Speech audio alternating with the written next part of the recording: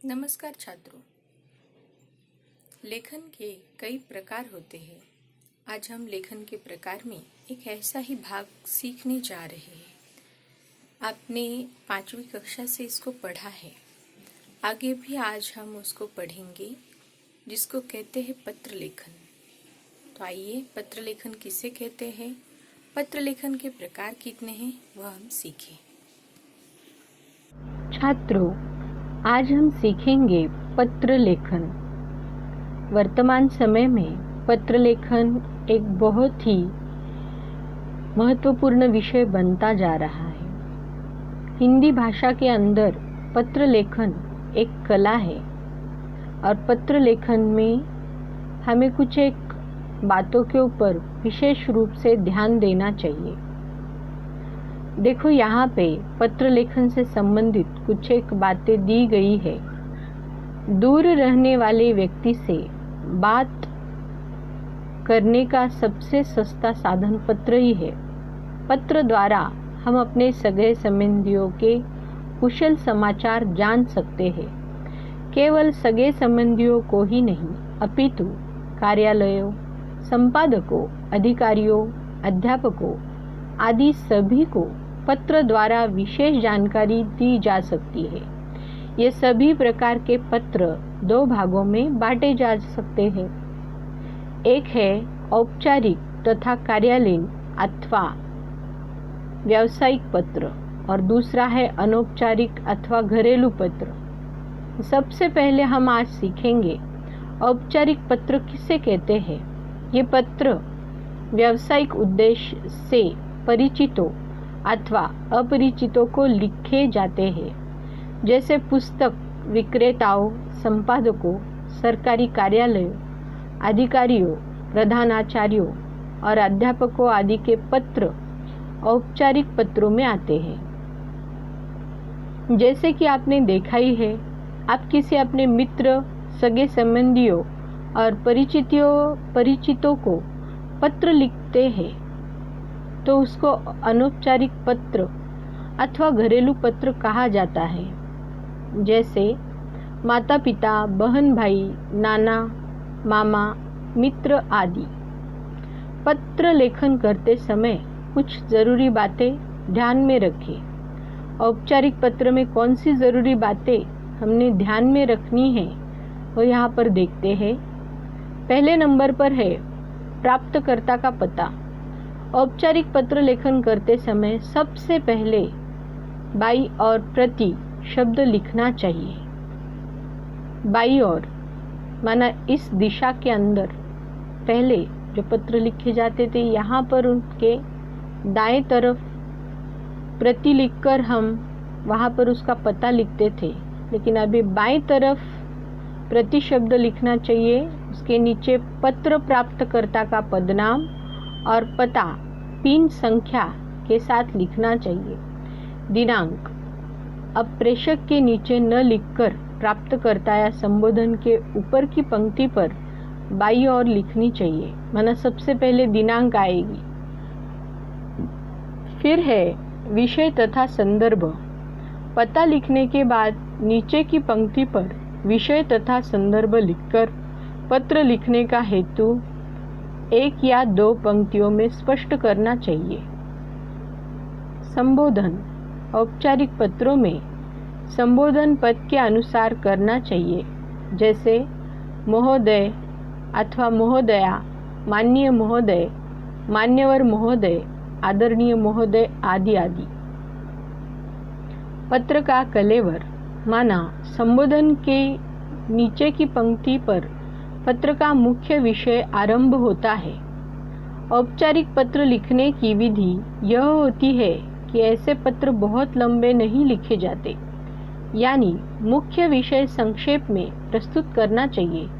भाषा में भी औपचारिकता बरतनी चाहिए। 5वें नंबर पर है पत्र का समापन। विषय कलेवर के पश्चात नीचे की पंक्ति पर बाईं ओर पत्र भेजने वाले का स्वनिर्देशन लिखना चाहिए, जैसे भवदीय अथवा भवदीया, आपका विश्वासी, विनीत आदि लिखकर नीचे की पंक्ति पर पत्र भेजने वाले का नाम लिखें। प्रश्न पत्र में जो नाम दिया गया हो उसे स्वाक्षर के बाद प्रेषक का पूरा नाम तथा पता लिखना चाहिए। साथ ही नीचे की पंक्ति पर ईमेल आईडी लिखना अनिवार्य है। पूरा पत्र बाईं तरफ ही लिखना चाहिए। यहाँ पर एक विशेष सूचना है बच्चों, इससे पूर्व पत्र जब हम लिखते थे, पत्र लेखन में अब लिफाफा तैयार करने की ज़रूरत नहीं है, क्योंकि यह एक इलेक्ट्रॉनिक मेल है। पत्र में ही पता लिखा जाता है।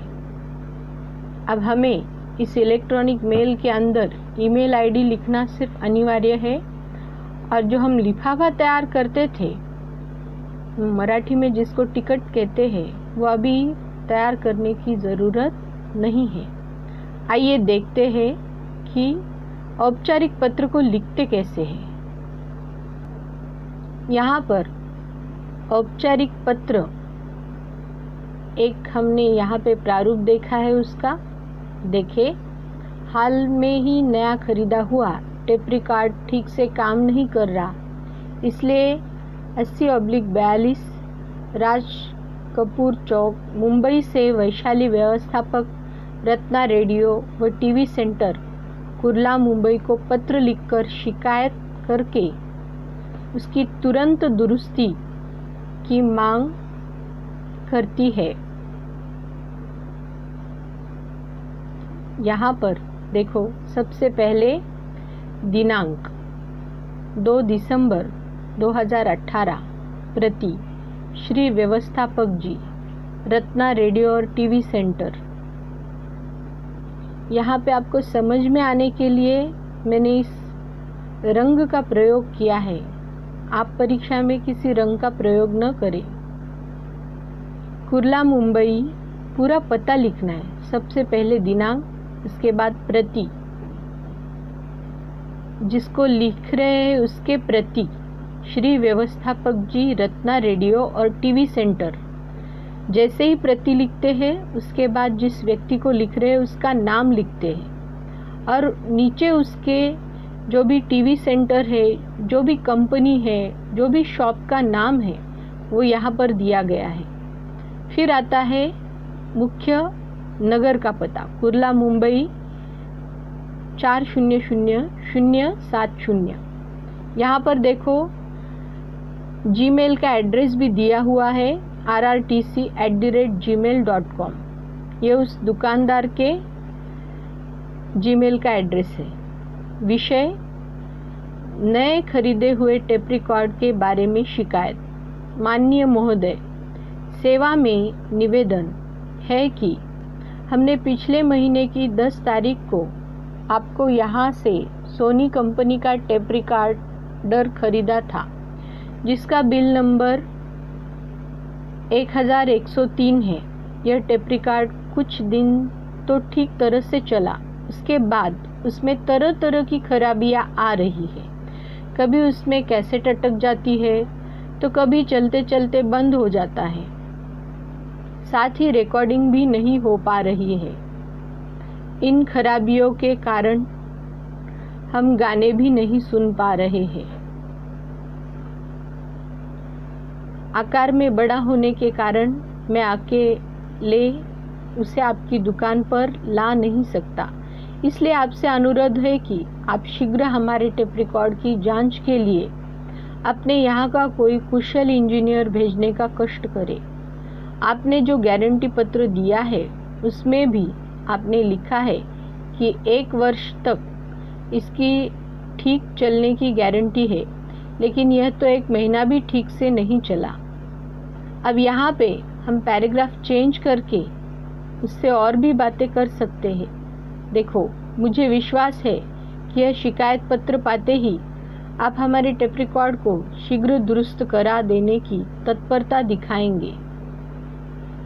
कष्टार्थ क्षमा, भवदिया, वैशाली।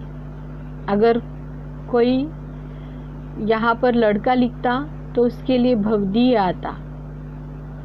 वैशाली सुर्वे, पूरा नाम और उसके बाद पूरा पता यहाँ पर दिया हुआ है। 80/42 राज कपूर चौक, मुंबई 400074, और उसका अपना खुद का पर्सनल जीमेल एड्रेस यहाँ पर दिया हुआ है, vaishali@gmail.com। इस तरह से पूरा पते के साथ पत्र पूरा होता है। और आप भी इसी तरह से कोई भी पत्र पूरा लिख सकते हो। मेरी इस वीडियो को देखने के लिए और पत्र को पूर्ण रीति से समझ के लेने के लिए बहुत बहुत धन्यवाद। इस चैनल को सब्सक्राइब, शेयर और लाइक करना न भूलें। धन्यवाद।